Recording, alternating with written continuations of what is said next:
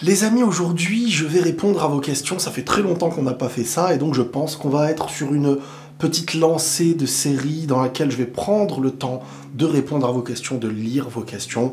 Et voilà, on perd pas de temps, parce que peut-être que la vidéo va être longue. La première question, c'est une personne qui me demande pourquoi est-ce qu'on n'arrive pas à surmonter une séparation après 20 ans de vie commune. Alors, bien entendu, ce que je vous dis ne sera pas une vérité absolue, ça va être des conseils. Voilà, c'est tout simplement des conseils parce que bien entendu qu'il y a des choses qui demandent beaucoup plus de profondeur, des échanges, et pour comprendre parfois d'où vient un problème, ce n'est pas sur une simple question dans laquelle vous n'évoquez pas toute votre vie, vous n'évoquez pas qui vous êtes, vous n'évoquez pas les raisons parfois d'une douleur, d'un problème, d'une séparation. Donc bien entendu, c'est pas sur une réponse qu'on résout un problème, mais plutôt ma compréhension d'une question et un conseil qui peut peut-être faire du bien. Alors, déjà pour moi, quand on me pose la question de pourquoi on n'arrive pas à surmonter, moi j'irais plutôt dans l'idée de, en regardant l'humanité, on se rend compte que beaucoup de choses sont surmontables. Donc toi, tu peux surmonter. La question maintenant, c'est pourquoi moi je n'y arrive pas? Pourquoi c'est aussi dur? Alors, le pourquoi est très simple, parce que la séparation après 20 ans de vie, et surtout si c'est une séparation qui n'est pas voulue ou brutale, t'es dans la mort d'une situation. Tant qu'on est en vie, la fin de quelque chose laisse place au début d'autre chose. Mais, comme dans la mort, parce que la mort d'une chose, c'est la fin d'une chose, et là, la mort de ta relation, c'est la fin de celle-ci. Alors, comme j'ai dit, je connais pas, et c'est dommage, je connais pas les raisons, je sais pas pourquoi, parce que parfois, la fin d'une chose, c'est peut-être une victoire, voire parfois la plus grande victoire. Parce que continuer comme ça serait synonyme d'échec. Donc déjà, je ne peux pas orienter la chose. Peu importe, on va évoquer la douleur. Et bien la douleur, elle a besoin d'un deuil. Elle a besoin que tu prennes soin de toi. Elle a besoin que tu comprennes ta tristesse. Elle a besoin de te retrouver avec toi-même et de te faire comprendre petit à petit. Ça va mettre peut-être du temps. Certains, ça en met plus que d'autres. Tout dépend de comment tu réfléchis. Tout dépend de comment tu parles à toi-même. Comment tu parles à ton cœur. Comment tu réussis à te faire comprendre qu'une chose est finie et que tu mettes ton esprit et ta concentration vers une chose qui est nouvelle. Ce qui est difficile, c'est que beaucoup restent dans l'idée qu'une chose est finie et à travers ça, ils mettent pause dans leur vie. Et d'une certaine manière, le pause de leur vie reste une finalité prolongée, une douleur qui dure et qui dure. Et quand la douleur commence à s'en aller, nous-mêmes, on la fait rejaillir, on la fait revenir. Pourquoi? En se rappelant de ce qu'on a vécu, du bonheur qu'on avait, de la nostalgie. Alors que, comme je le dis toujours, on sera toujours nostalgique d'un présent dans lequel on a été nostalgique d'un moment passé. On sera à un moment donné nostalgique de ce moment aujourd'hui, de votre présent, de mon présent. Donc, faire le deuil d'une chose, ça ne veut pas dire qu'elle n'existe plus. Et faire en sorte que tout n'existe plus. Non, savoir en tirer des leçons, savoir s'en rappeler sans avoir mal, sans être brisé. Et pour ça, c'est être convaincu à 100%. Alors c'est dur, mais c'est essayer en tout cas qu'une chose est clairement terminée. Il n'y a plus d'espoir de raccommoder, surtout si on estime que c'est une bonne chose que ce soit arrêté. À partir de là, on se dit, aujourd'hui, il y a un nouveau chemin. Aujourd'hui, il y a une nouvelle porte. Et c'est sur ça qu'il faut que je me concentre. Ce qui s'est passé, c'est passé. C'est terminé, mais ce que j'ai aimé dans ce moment-là est bon à prendre, mais ce que j'ai aimé, pas aimé, ce qui était bien, ce qui était pas bien, ça y est. Aujourd'hui, apprends à aimer quelque chose de nouveau, avancer, et tu vas reprendre du bonheur. Tout le monde a un sac avec lui. Un sac rempli de tristesse, de nostalgie, de chute, d'échecs, de deuil.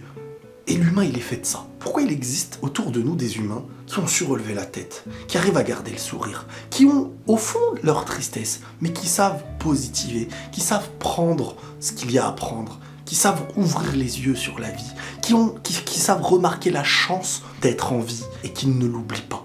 Donc je pense que c'est un travail individuel, prendre le temps pour soi-même, savoir faire le deuil d'une chose, et le deuil d'une chose, c'est aussi savoir ouvrir les yeux dans une nouvelle vie et prendre ce qu'il y a de nouveau. Ça demande du temps, mais c'est faisable. Et penser que ce n'est pas faisable, c'est là l'échec parce que tu n'avances pas. Il existe des gens qui pendant des années, voire des dizaines d'années, n'arrivent pas à passer à autre chose. Et il existe des gens en quelques mois qui passent à autre chose. Tout dépend de comment tu entretiens une chose qui est terminée. Tant que tu ne l'admets pas de toi à toi, tu n'en fais pas le deuil. Et c'est là le véritable travail. C'est pas une histoire de temps.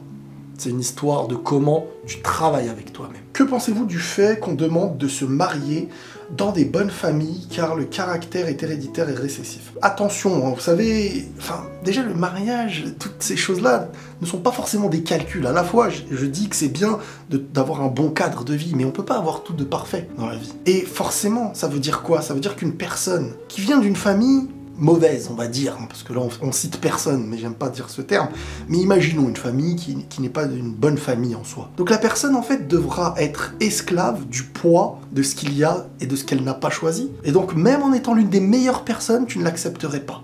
Donc cette personne-là, faut la laisser, et elle ne vivra pas. Et Dieu l'a créée, la pauvre, dans une famille où, bon, bah, elle devra rester seule. Attention, parce que parfois les meilleurs bijoux ne sont pas dans les bijouteries. Attention à ne pas non plus être aveuglé par une famille qui a l'air belle, une enfant qui a l'air éduquée. Mais est-ce qu'elle donne l'apparence de cette éducation par rapport à une image familiale qui se doit d'avoir une bonne image? Et beaucoup, et il existe des cas où tu te dis, ah bah sa famille elle est bien, ah bah la fille ou le garçon il est bien. Et dès lors que cette personne se retrouve, entre guillemets, éloignée de la famille, tu te dis, oula, je la reconnais pas cette personne. Donc attention, chacun est individuel, même dans un cadre collectif. Alors bien sûr, la probabilité est toujours plus grande quand on rencontre une personne qui est entourée de choses positives. Je viens pas, mais ne soyons pas aveugles. Soyons toujours réfléchis. Soyons toujours dans l'apprentissage intérieur de l'un et de l'autre. Et bien sûr qu'il y a des cadres qui favorisent. Bien sûr que si tu rencontres la personne dans une soirée complètement bourrée, machin, à un moment donné, il y a une probabilité de quelque chose. Si tu la rencontres dans un cadre sain, il y a une probabilité de quelque chose. Mais ces probabilités sont parfois des pièges. Donc il faut toujours se raisonner et ne pas s'aveugler.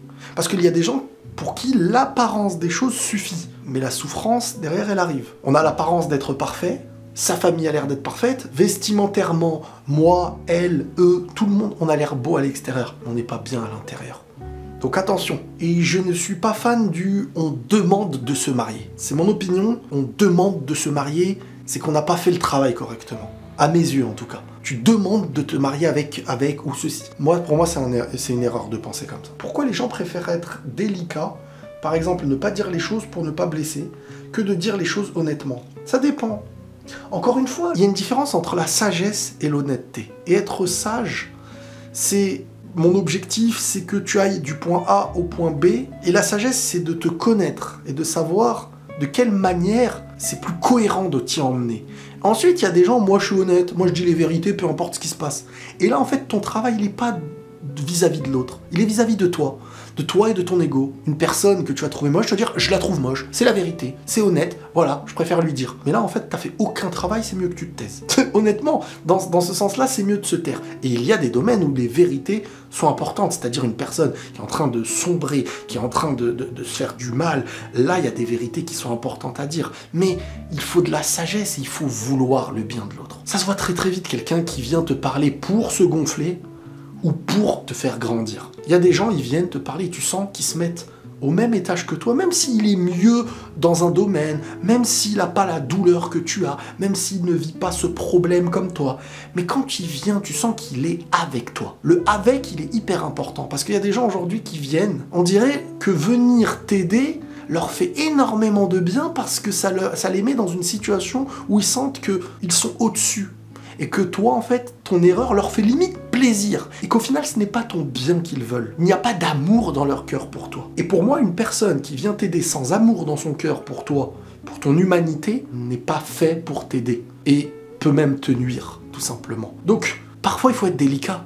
Je suis désolé, il y a des gens pour qui il faut être délicat. Il faut savoir à qui on parle. On ne parlera jamais de la même manière à tout le monde. Une personne au sol qui est en dépression, tu vas lui parler de la même manière, tu vas dire moi je suis honnête, je m'en fous, je dis les choses. Ou tu vas te dire de quelle manière je m'adresse à cette personne. Qu'est-ce qui serait une aide pour cette personne? Il y a des gens, ils ont un savoir, tu peux parler niveau 10. Mais tu vas pas apprendre un mot à une personne qui ne connaît pas l'alphabet. Donc est-ce qu'il faut lui dire directement le mot, ou alors il faut y aller par étapes et lui faire comprendre que A, B, C, D. Le sage sait s'adapter. Celui qui n'est pas sage et qui pense être juste honnête et sincère, et attention, parce que beaucoup de gens disent... oh, les gens sont susceptibles. Moi, je dis des vérités. Les gens sont susceptibles. Très souvent, ces personnes-là, et vous le remarquerez dans votre vie ou dans votre entourage, ils sont les premiers susceptibles et n'aiment pas les vérités. Donc attention, la vérité est parfois très bonne. Il y a des vérités qu'il faut dire, quitte à ce que ça fasse mal, parce que c'est un réveil, un éveil important. Mais avant de vouloir faire, dire, être honnête avec les gens, est-ce qu'on est honnête avec nous-mêmes? Ou est-ce qu'on ne se voile pas la face? Et ça, c'est un sujet hyper intéressant. On se voile tellement la face. On se trouve tellement d'excuses. Et au fond, déjà, envers nous-mêmes, on n'arrive pas à dire des vérités. Et c'est parfois le manque de vérité qu'on a envers nous-mêmes qu'on donne aux gens comme des vérités brutales. Et ça, il faut faire attention. Bonjour, que pensez-vous des mariages forcés dans la religion musulmane? Alors, déjà, ce qu'il faut comprendre, c'est qu'en islam, le mariage forcé n'existe pas. Avec un calcul très très simple, vous allez comprendre. La religion musulmane permet le divorce. Même si c'est l'une des choses les moins aimées, et c'est forcément, et c'est logique en vrai. Mais le divorce existe. Quel est le sens de forcer un mariage alors que Dieu et cette religion t'autorisent le divorce? Je te force pour que tu divorces 2 secondes après?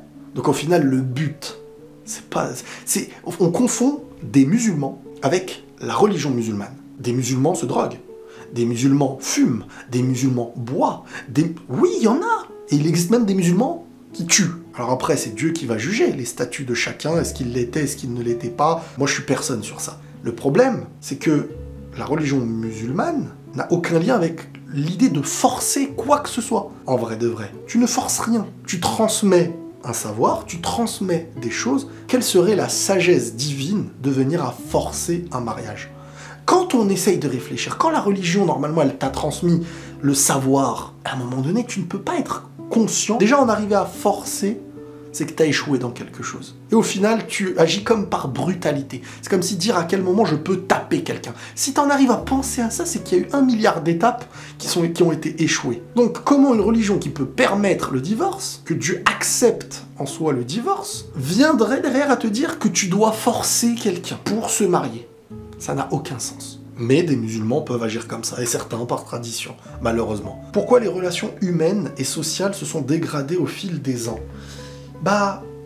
En fait, ce qui se passe aujourd'hui, c'est qu'on est dans une ère où il y a un nouveau monde qui existe de plus en plus, c'est ce monde virtuel, c'est-à-dire celui que j'utilise actuellement. Ce monde virtuel qui permet à la fois de vivre des échanges, il y a du bien, il y a du positif, et à la fois la possibilité d'être éloigné vraiment du côté social, du côté partage, du côté de voir un humain, de discuter, d'offrir un sourire, d'en recevoir un. Et on vit ces choses de moins en moins. Même on côtoie de moins en moins la nature, on voit de moins en moins de choses qui sont détruites par un monde virtuel dans lequel on a un nouveau caractère. Certains ont le caractère qu'ils aimeraient avoir dans la vie et qu'ils s'empêchent par des mots MAUX et des peurs et des traumatismes, etc. Ils ne sont pas ce qu'ils sont dans la vraie vie comme ils sont sur les réseaux. Et les réseaux deviennent presque la vraie vie aujourd'hui, malheureusement, parce qu'on passe de plus en plus de temps, les échanges se font là-bas, les réseaux sociaux se multiplient, on s'invente des physiques à travers des filtres, on s'invente des vies à travers des photos, on s'invente des caractères à travers des phrases, des écrits, Twitter et j'en passe. Et au final, tout ça prend la place d'une époque où peut-être avant, il fallait échanger, il fallait parler. L'humain est un être sociable, normalement. Et on l'est de moins en moins parce que on est seul et en même temps on est entouré. Et parfois c'est la plus grande des solitudes. Bonsoir, pourriez-vous parler de l'infidélité de la part d'un homme qui trompe sa femme et s'il faut pardonner? Alors, moi, j'arrive pas à faire la distinction, hein, la tromperie de l'homme qui trompe sa femme et de la femme qui trompe l'homme. Même si on pourrait rentrer, on va dire, dans des fois des subtilités qui font qu'un homme trompe pour telle raison et qu'une femme trompe pour telle raison. Parfois, on pourrait doser la gravité de celui qui trompe, ça veut dire que... Mais, s'il faut pardonner. Alors moi, je suis très mal à l'aise avec ce genre de questions parce que je suis personne pour dire à quelqu'un « Toi, tu dois pardonner à cette personne ». Qu'est-ce que la tromperie, déjà? Qu'est-ce qui a été l'infidélité? Comment vous définissez l'infidélité? Je suis personne pour définir la tromperie. Le problème, c'est qu'aujourd'hui, il y a des gens qui pardonnent pas pour l'autre. Ils pardonnent parce qu'ils ont peur de la douleur que ça ferait de se retrouver seul. Ils pardonnent pour eux, par sécurité. Ils pardonnent pas pour l'autre en lui laissant une nouvelle chance. Maintenant, le problème, c'est dans quel état mental, dans quel état sera votre relation derrière? Est-ce que vous êtes prêt à repartir? Est-ce qu'après une aussi grosse cassure, la confiance continuera d'exister? Mais là-dessus, moi je peux pas dire à quelqu'un qui veut pardonner quoi que ce soit, ne pardonne pas, je suis personne. Et ça a été très complexe dans toutes les vidéos que j'ai faites par rapport à ça. J'ai parfois donné mon avis, mais si peut-être votre bien et Dieu a créé votre bien à travers l'idée d'un pardon, et peut-être que demain sera différent d'hier, moi je peux pas le savoir ce truc-là. Donc, pourriez-vous parler de l'infidélité? L'infidélité, c'est la trahison la plus haute pour moi dans un couple, hein, parce que le couple, c'est de base l'union, hein, et l'infidélité, c'est de cette union faire la plus grande traîtrise, qui est l'inverse de la confiance, qui est l'inverse de ce qui est censé représenter une union et un couple. Donc, est-ce qu'il faut pardonner? Je peux pas vous le dire.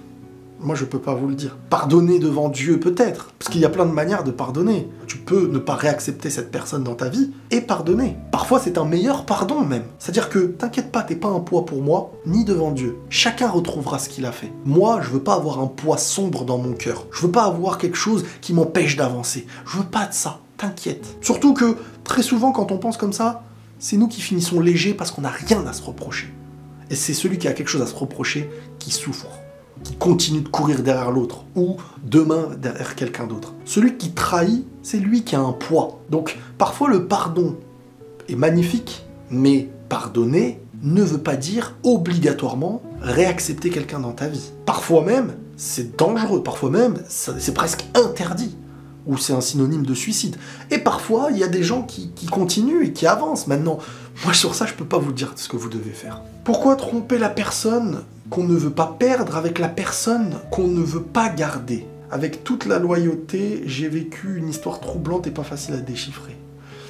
Tromper la personne qu'on ne veut pas perdre avec la personne qu'on ne veut pas garder, c'est comme la tentation du diable. Vous savez, dans la vie, parfois, il y a des bêtises de quelques secondes qui gâchent tout ce qui était solide. C'est ça le plus important. C'est de s'empêcher de mettre les pieds dans quelque chose qui pourrait ruiner ce qui est tellement riche et important pour vos yeux. C'est à vous de vous mettre les barrières avant la dernière limite. C'est pour ça que moi, quand je vois des gens, je suis déjà tombé sur des lives, par curiosité, hein, des fois vraiment, et c'est intéressant parce qu'on en apprend des choses, sur des lives TikTok et tout. Et il y avait une personne qui disait, et je pense que cette personne était en train de draguer une fille, il lui disait, moi je suis marié, mais je pourrais boire un verre avec toi, en toute amitié et tout. Et moi je me dis que cette pseudo-confiance, parce que j'imagine pas que ce soit réellement de la confiance, mais plutôt parfois certains qui ne se gênent pas d'aller voir ailleurs, je peux me tromper, si tu tiens vraiment à l'autre, tu essayes de te priver de ce qui risquerait, même à 1%,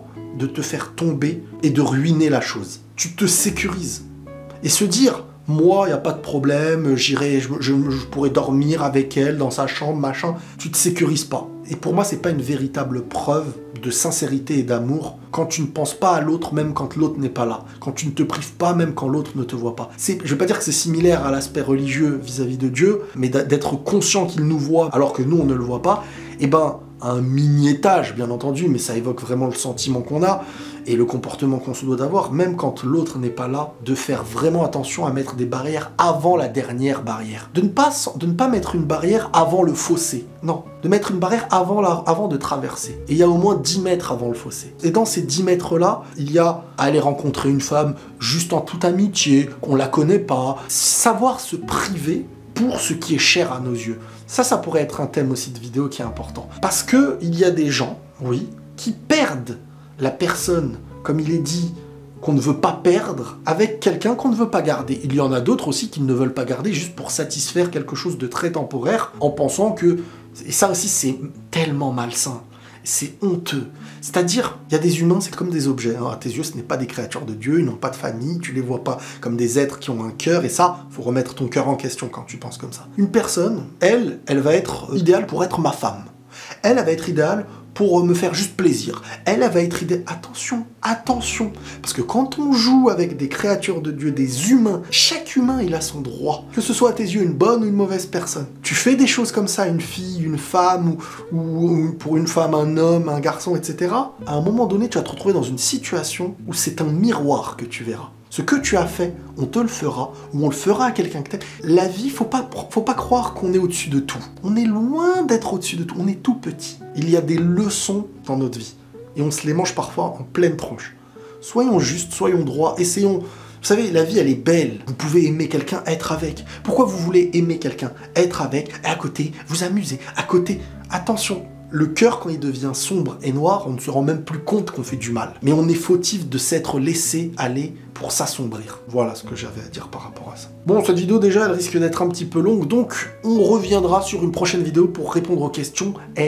si vous avez vu cette vidéo jusqu'au bout, n'hésitez pas à me donner un prénom de garçon commençant par la lettre N. Quand je vous fais un petit jeu comme ça en fin de vidéo, c'est pour voir si vous avez été au bout. Et ça va me faire plaisir si vous êtes allé au bout. N'hésitez pas aussi dans les commentaires à me dire ce que vous en avez pensé. Et voilà, tout ça, ça me fera plaisir. Prenez tous soin de vous, les amis, et la paix sur vous.